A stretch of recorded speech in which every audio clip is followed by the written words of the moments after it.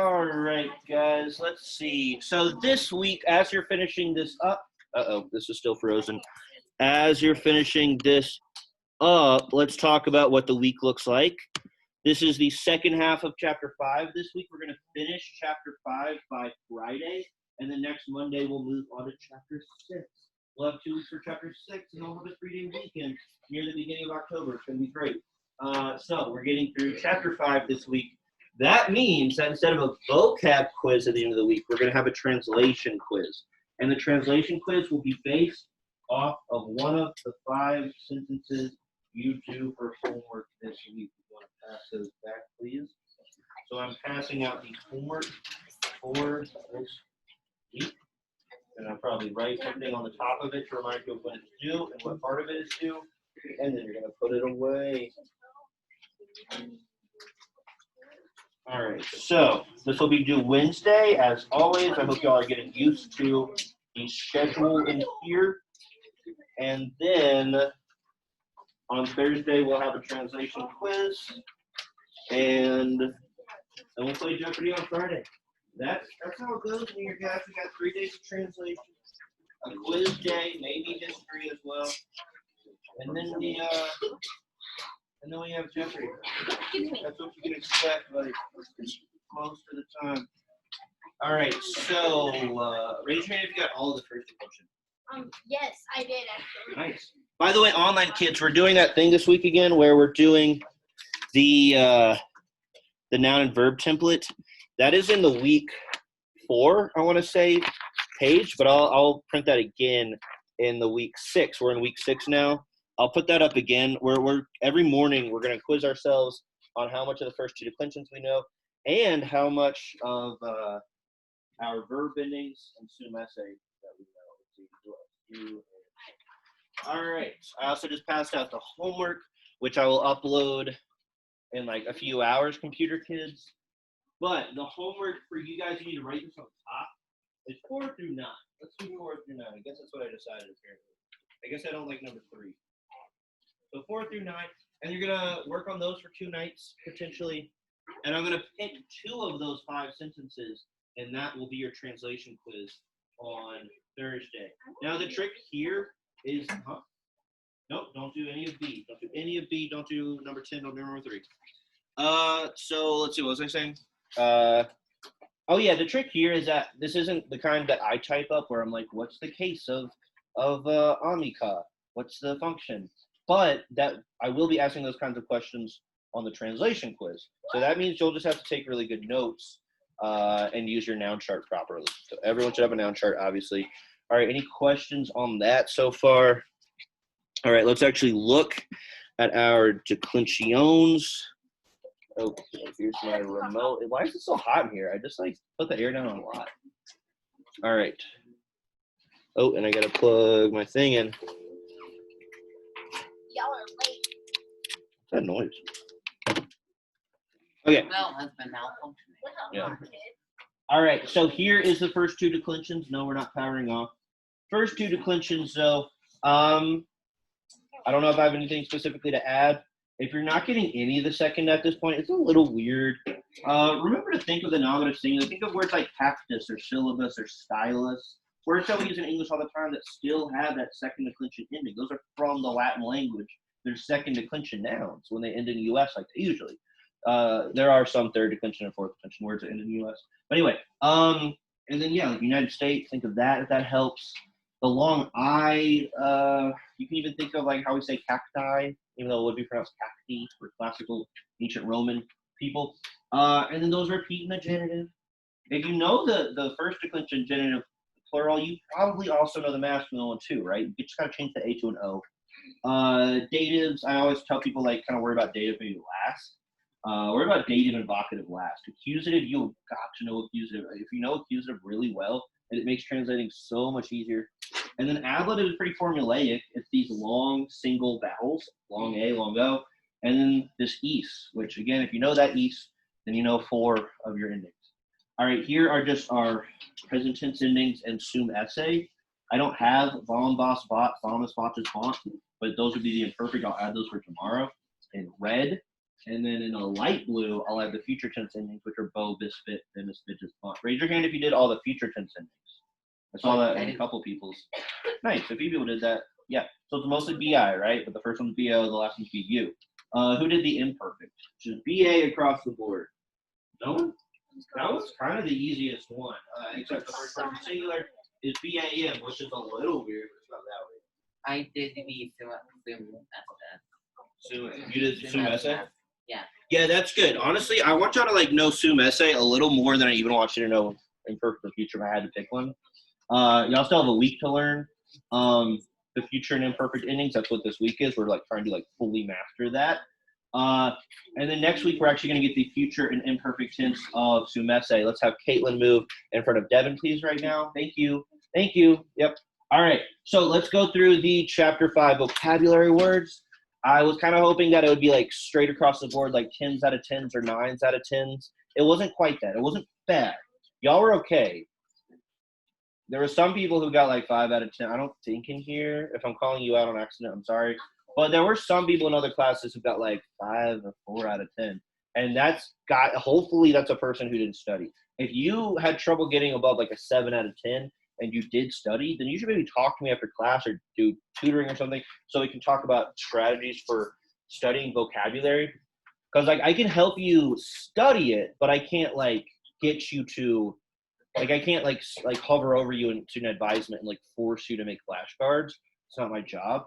But I can like talk to you about ways that might help you learn these words better. Yeah, what is this? Youth or young person, very good.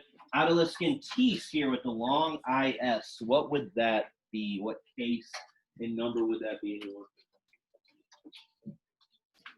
Person? Adolescentis, it would either be dative, plural, or ablative. Yeah, it's those two plural endings that sandwich the accusative endings. The accusative endings are AS and OS, but the dative and ablative plural are long IS. So it could be either dative or ablative plural, and we wouldn't know. Well, yeah, we wouldn't know if it's first or second declension unless we can realize it's coming from adolescentia, first declension. We get words like adolescent from this. I'm pretty sure y'all did pretty good with this. Caitlin, go ahead and hurry up and stop whispering to Alora.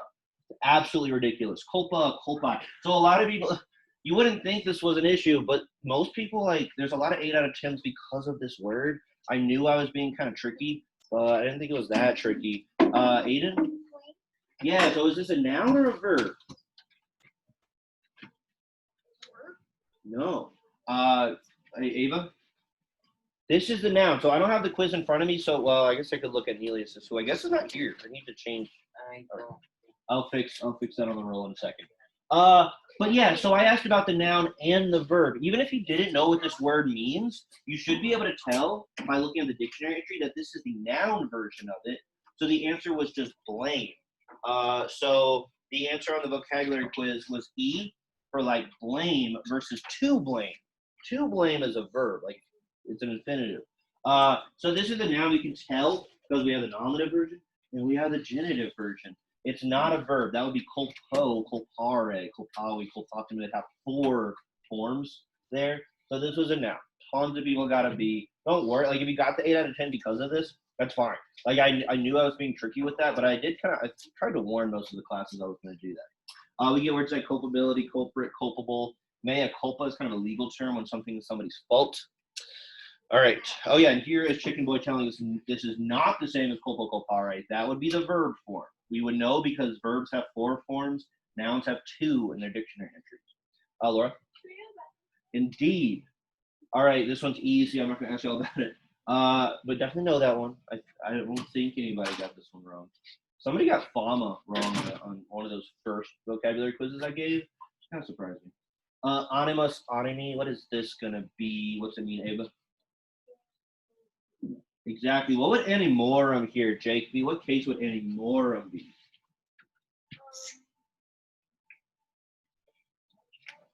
What case would that be? Huh? Not for, nope, that's a verb thing. If something's first, second, or third person, it's a verb thing. We're talking about nouns right now. Katie? Genitive. Yeah, genitive plural, good. That genitive plural should be pretty recognizable to you guys. I always talk about, like, yes, you can mix it up with an accusative, but that would be a shorter word. It would be like animum. or animos. This is animorum. So it's this long 4-letter ending. It's the longest one we have. Yep. And in the plural, Chicken Boy says it's a little more like courage or pride, but singular, this is spirit, mind, or soul. And so I brought back Athena Doris here, the ghost of Christmas past, basically. The word's like animated, animation. We even use the word animus in English still. It's kind of rare, but we usually use it in the context of meaning like somebody who's kind of like fired up about something. Like they have a lot of animus. Kylum. I think some people got this one wrong. Kaylin? Yeah, so it wouldn't actually mean ceiling. Ceiling is more of a related word. Yeah, so sky or heavens. So ceiling and celestial are the words that might help you. What does celestial mean, anyone? Celestial bodies. What does that mean, a celestial body? Kylie? Kind of like a god. In a way, it really just means planets and like meteorites and things that are up in space. But yeah, since our planets are named after Roman gods, it is kind of like that. But yeah, celestial bodies just means like moons and planets and stuff. Werebum, wereby means word. Sorry, I'm already getting. So some of them I'm judging as being like really easy. So hopefully you're not like, I don't think verbum is easy. It means word. Verbum, verbi. It is second declension. It is neuter, so that is important. Check out how ancient Romans would put all of their words right next to each other. Spaces between words was a thing that like came along a little later. And once you know Latin pretty well, this actually is not hard to read. Something about like the god, deo, which, quod, rises, surgot, in, and then I don't know where it's cut off. Sum, I see sum there. So it's really not quite as bad as it looks, but it's pretty rough. It's not super easy to read. Even if you know, yeah. Those letters look like they'd be on a Yeah, they do look on a Ouija board, and they're all capitalized, but they're all recognizable, right? We can recognize all of them. The U's are weird in that they look like V's. So all the U's look really close to V's because they would use the same character for U and V. Do I see an X there? So that's either a number or it's a Greek word. Connie, see, I think I tried to read. Connie, what is this? Connie, U, E, E, X. Yes, dot, we raise. Okay. Placing the power of something. It's kind of hard to read. Okay, K. What is K? This is actually a very important word. You want to be able to recognize this very quickly. Person? You. Yeah, can you think of what part of speech this would be? What's the word like you? Like the, Not quite a noun. I mean, it's a noun basically, but it's a certain kind of noun. Anyone? I know, it's like a, it's like a proper name. Kind of. Kaylin? pronoun. Pronoun. Proper noun is more like Carson or Mr. Catalanello. Yeah, pronoun is like me and you. We only really have 2 pronouns right now. So this is you. And this is the important thing. Like, just know that it's you. Just know that. Sometimes you can just look at a word and be like, okay, now I know that forever. K is you. Got it. But what I really need you to know is that when you see this, it's either accusative or ablative. And that's the same as a may. So that's something I want you guys to know. That when you see te or may, it's going to be accusative or ablative. They tend, so far, they've mostly been direct objects for us, meaning accusative. But they can be ablative as well. Yes, Macy? How? I spelled Tay. You say it again? I spelled Tay. Well, I spelled T on you. Yeah, I like that. Yeah. Yep. With mnemonics, you can like pronounce it any way you want. If it fits into a mnemonic in a certain way, that's going to help you remember. What is Liber, Aiden? Good. What part of speech is this? A noun, verb, adjective? No, think of a word like free. It's describing a noun, right? So it's a what? Caden? Huh? Is it a noun, verb, or adjective? Well, yeah, it does mean free. Ava? Adjective, okay? I really need you guys to know what adjectives are, okay? When you hear a word and it sounds like it's something that could be used to describe a noun, that's an adjective, right? That's all there is to it. The only reason Aiden probably hesitated is because we do have like, 6, 7 parts of speech. And so we're probably still getting used to them. Maybe you get adjective mixed up with adverb. I'm not sure. But adjective is probably the top 3 easiest parts of speech to understand are like noun. Everyone knows what a noun is. Verbs, everyone knows it's like it's an action. But in the adjectives, that's like the 3rd easiest one to remember. Then after that, it gets a little trickier. Adverbs aren't bad to remember. They're kind of like adjectives, but they modify verbs.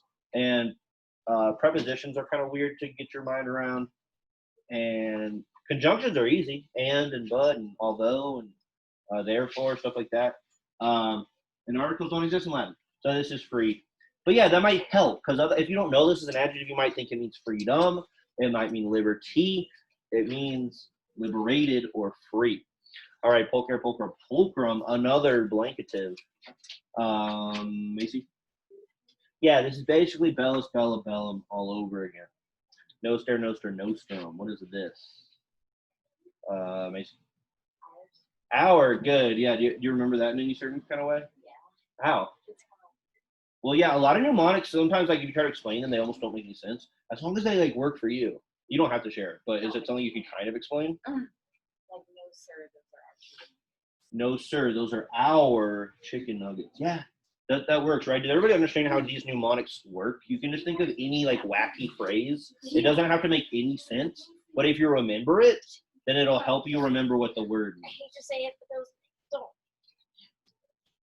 Well, what did you get on your vocab quiz? An 8 out of 10 for the stuff.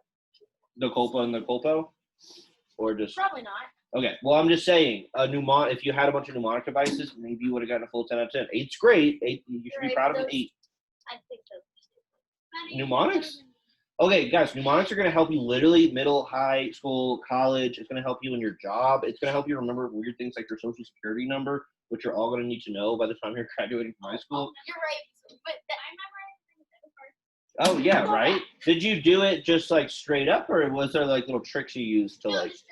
Okay, so that can happen too. Some people just. That's impressive. That is I'm impressive. buying a Ouija board. That's cool. So my mom won't let me. We're summoning demons, guys. If you do a Ouija board, don't do it in your house. Do it like. Hey, do it here? Because you don't want to invite things into your house. Yeah, I know. That's what I want to do. My mom said I don't You're want to right. get Well, maybe like in the field. Do it during like lunch. Do it during Halloween, Let no. me get one, and I'm kind of mad about that. Like, so weird. Oh yeah, I can't speak to that. Guys, real quick, these are kind of like, they have pronoun-y energy, but they're technically just adjectives. We have meus already, it means my. Remember, the ending is going to reflect the thing it's modifying. So it might not look like meus, mea, meum. It might be meo. It might be maiorum. And, no, I don't think it would be maiorum. It might be, no, it could. It might be meis. It might be meos, meos, right? The ending is going to change to reflect the case number and gender of the noun it modifies. To us means your, so don't get mixed, get te, you, mixed up with to us, your, right? If it has an ending, if it's more than 2 letters, then it's not you. It's only you if it's te, te. And then now we have noster, and we're going to get your or y'all's is pretty soon. And we're going to get the plural version of to us, is what I'm saying. Those are important. What is sonus, sonum, Grace? Same. Oh, yep, I already put that up there. It is an adjective. That one's another easy one. So this one, Gloria, and I guess verbum. Verbum isn't as easy in the same way this and Gloria are. But those you should just know. Igator.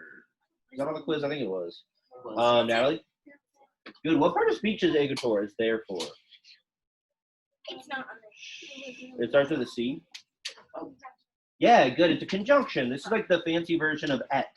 We already have et meaning and, we have sed meaning but. Now we have si meaning if, and now our fourth conjunction is igator, therefore.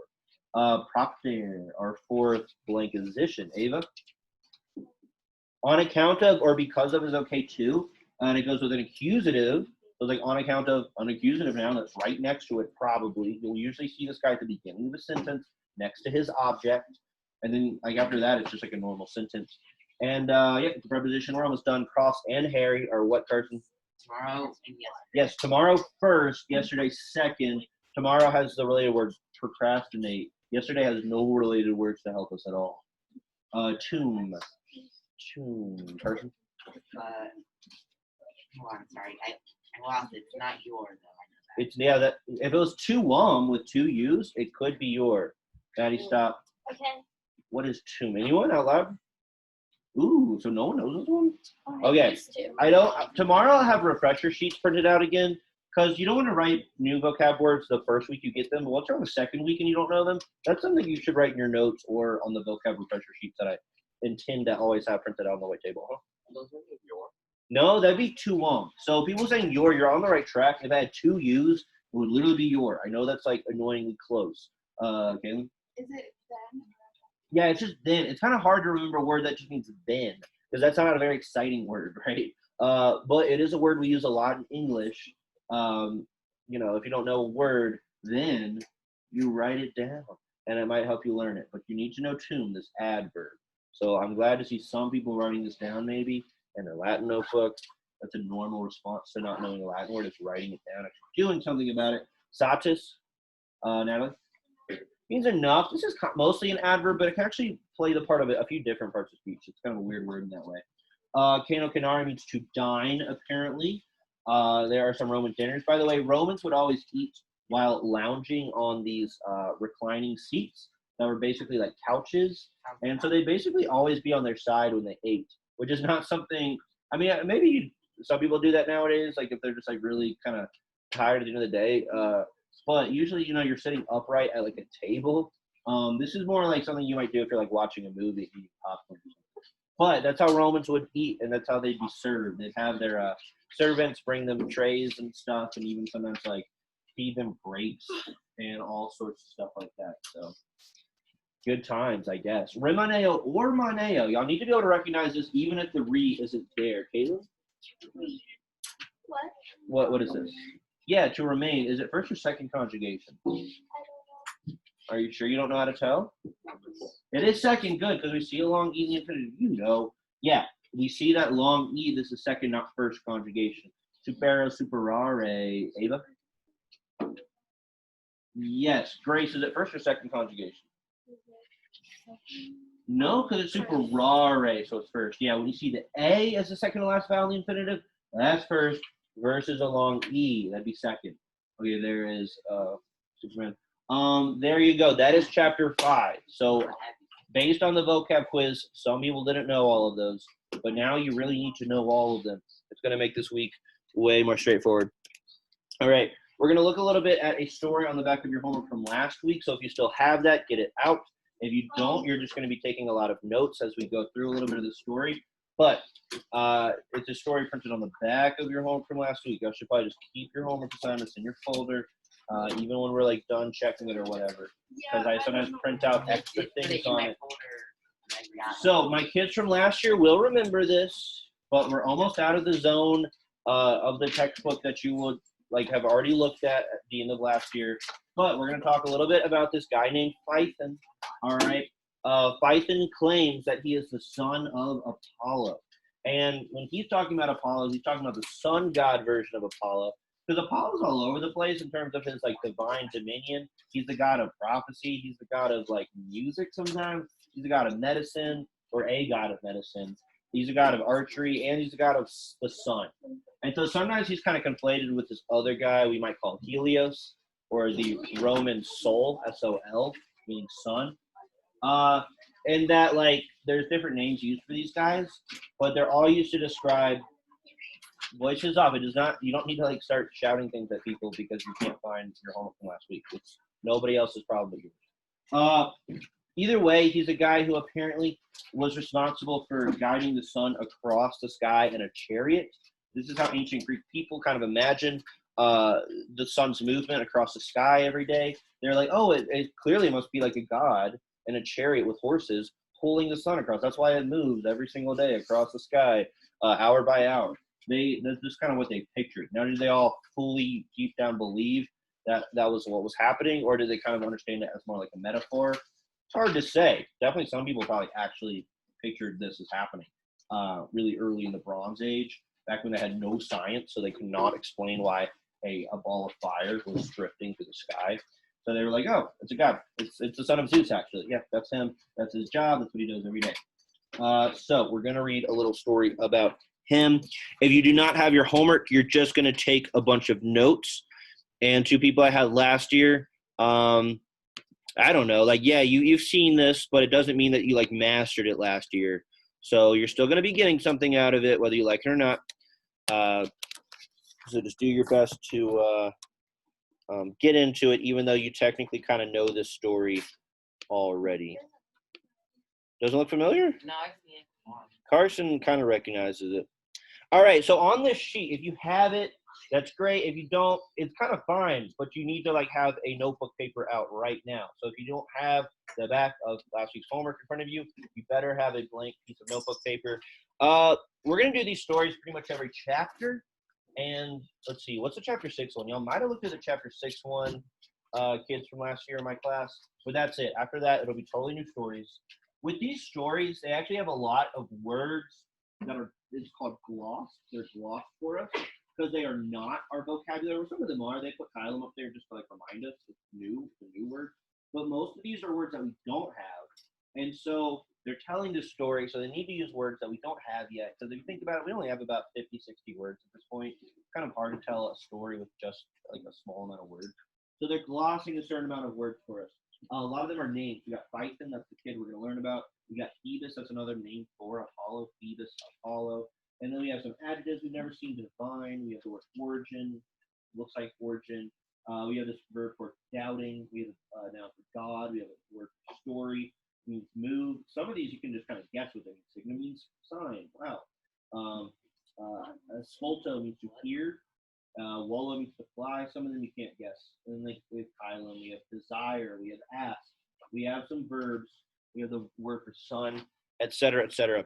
This is something that even when you're at a very high level of Latin in college, you're going to be looking at what they call readers that have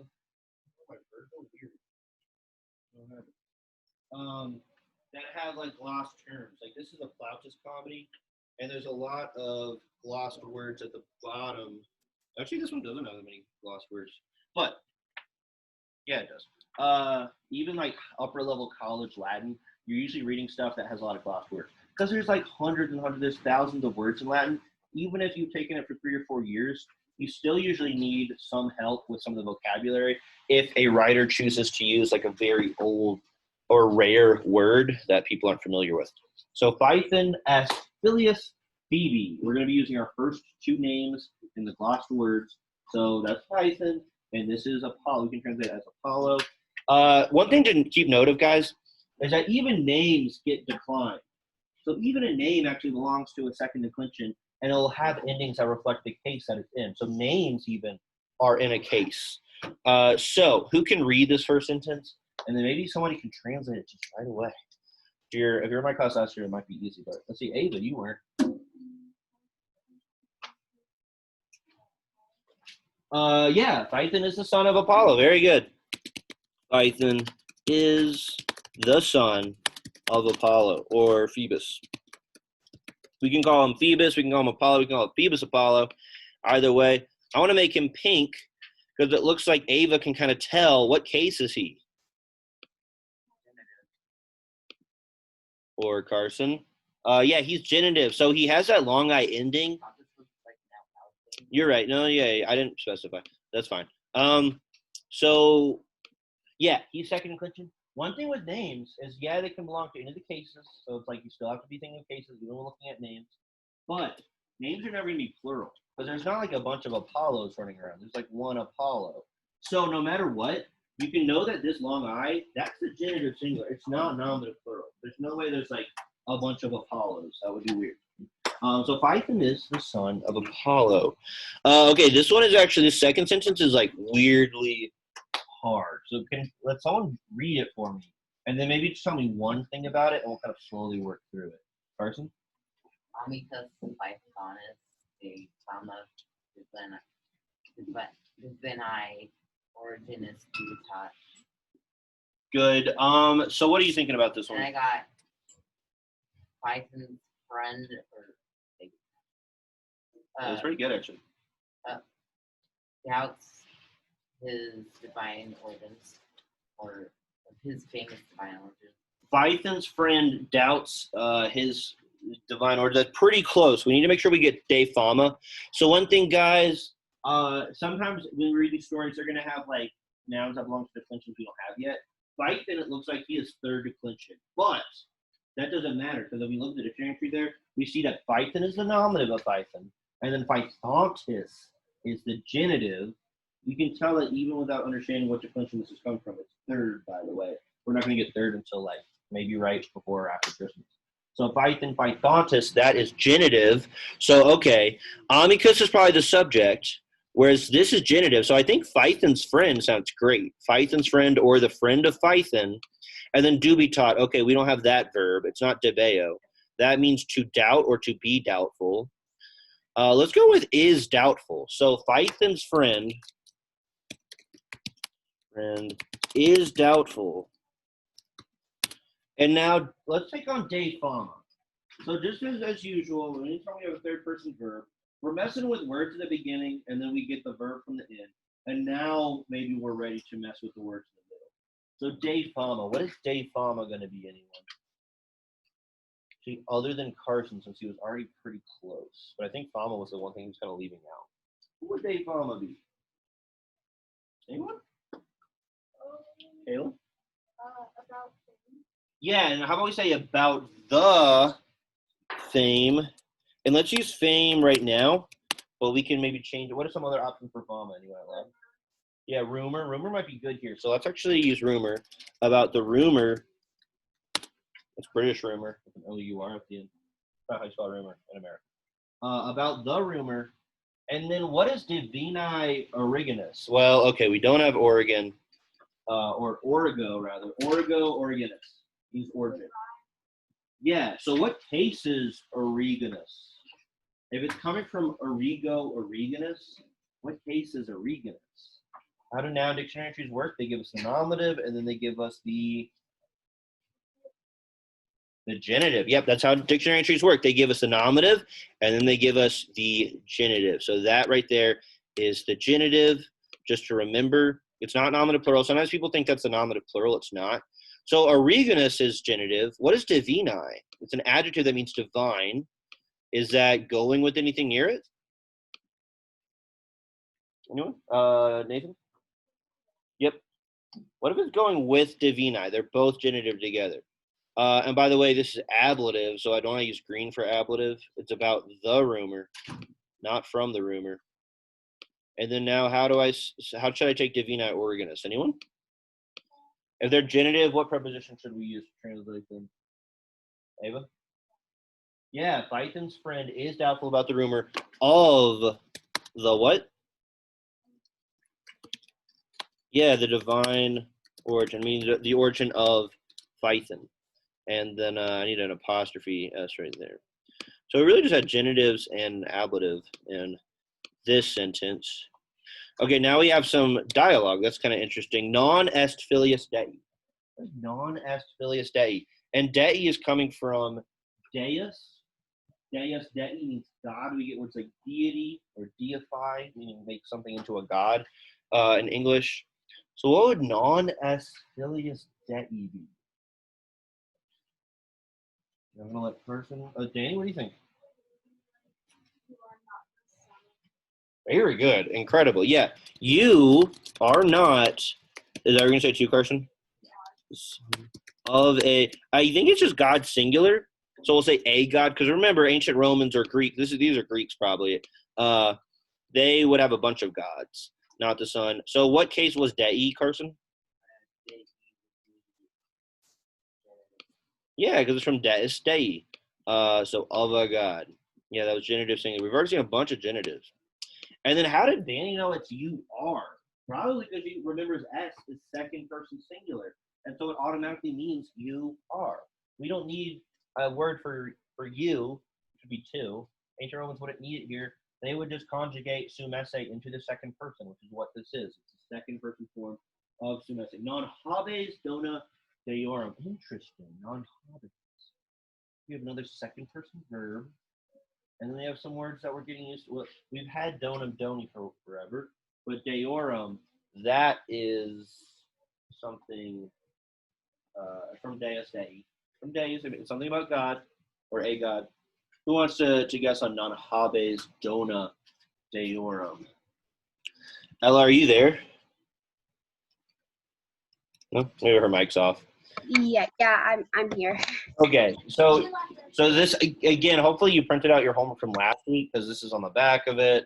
I can re-upload it to Teams today, but feel free to We should have a system for this. Like, if you ever want to raise your hand, I guess you can just speak up. I won't mind. But I should have addressed that already. We're like a month into this. Too bad there's not like a thing on Zoom where you can like press a button and like it like shows what? Like, what would it? Wouldn't it raise hand? But would it show up right now? Probably.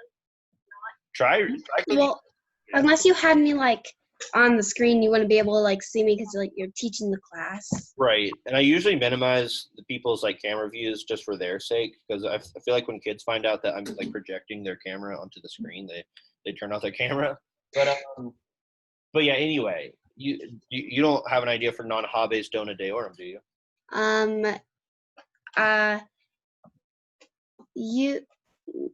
You don't have any of the God's gifts. Good. I got to change the color, but you do not have, because it's non-habes. It's not just like you not have, it's you do not have. We do need to get do into the equation to make it sound like good English. But that's just non-habes right there. You do not have. Habes is second person, meaning the subject is you. It's not have, it's do not have.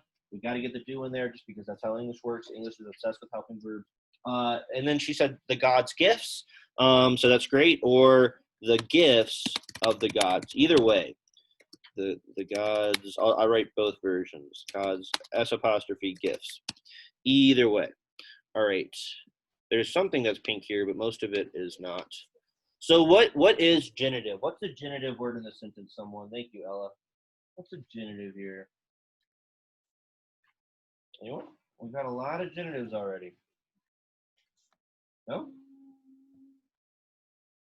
Why is it gifts of the gods? Because gods is Ava? Right, it's that genitive plural, it's deorum. You guys are probably having a little trouble recognizing it because it's a word we don't technically have, deus. But it's not a very hard one. Of the gods. Good. And then what case is dona here? Remember neuter nouns. A few of you guys did really good on the bonus question for the vocab quiz. I asked about the nominatives of the neuter second declension. What case is dona here?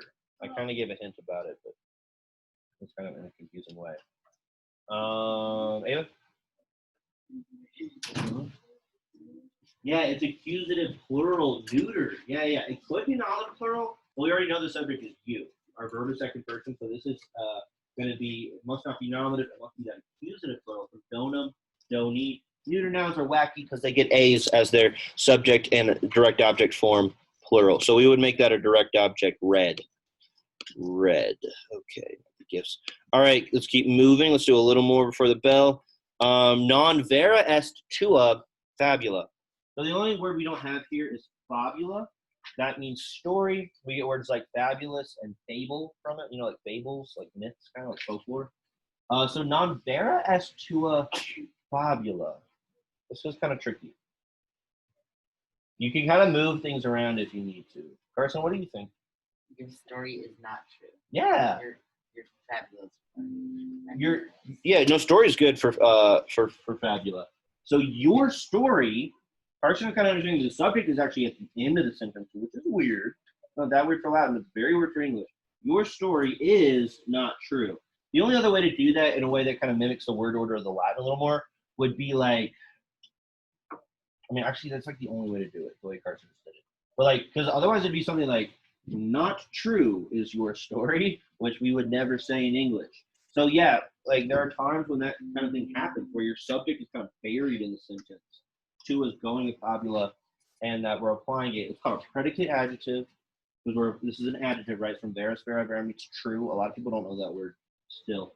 But we're going to bring that in secondly in the English translations. Your story, not true. So his friend is a jerk. His friend is saying that he doesn't believe, and like Fison's basically going around like recess or something. He's like, hey, yeah, like actually, you know what? My dad's a god. Yep, he's a son god. And his friend is like, nope, I don't believe you. So what else? Magna era Pythontum movet. I'll make this a little easier by just telling you guys that Pythontum here is a direct object. This is a third declension accusative ending. So what is Magna era Pythontum movet going to be? What is that, anyone? What do you think the subject of this is, Ms. Fisher? What do you think the subject of Magna Era by Thonton Movet? And Movet just means moves. It means moves. Moveo movere means to move. You don't know? Who wants to tell me what the subject of this is? Let's see, Maddie Dugan. What do you think the subject of Magna Era by Thonton Movet is? Python, I'm already telling you guys that's a direct object. That's a direct object. I'll just tell you because this is a third declension accusative ending, and that would be kind of hard to figure out for you guys. Grace? Magna, isn't Magna an adjective? What does it mean? Huh? Oh, you're saying anger. Yeah. I think anger is technically the subject, but its buddy is clearly Magna. So yeah, Magna is part of the subject, but technically Era is the actual noun there, and Magna is an adjective. So what kind of anger, Grace? Or Devin? Not your. We don't have Tua. We don't have Tua. But yeah, it is great. It's great. It's great anger.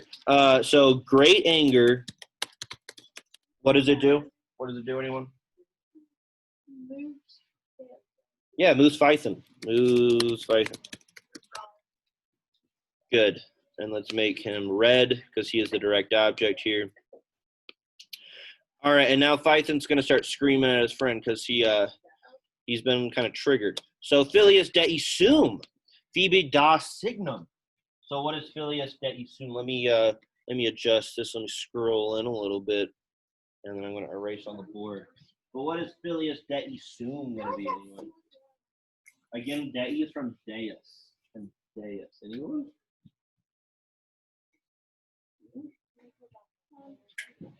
Go back up.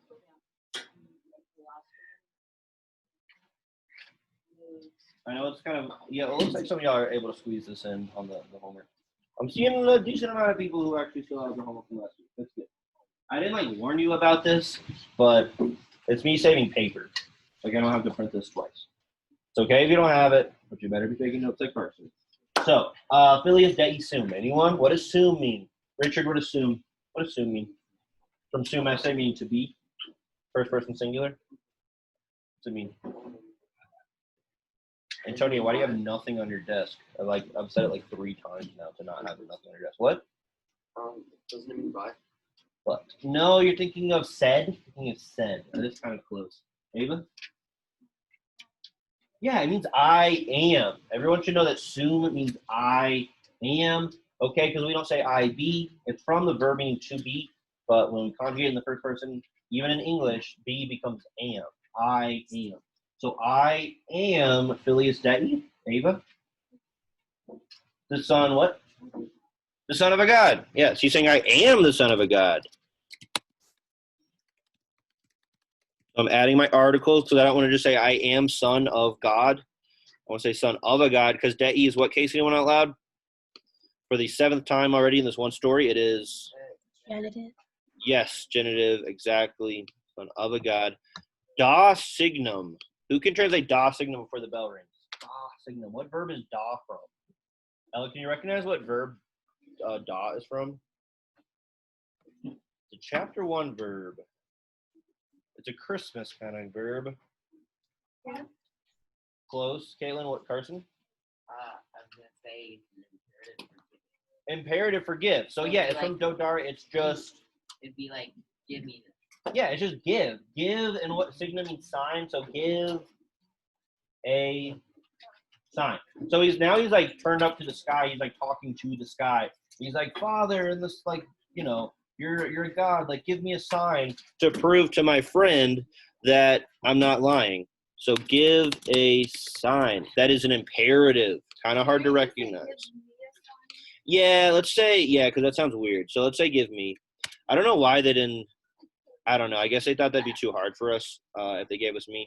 So give me a sign. And sign's actually a direct object there.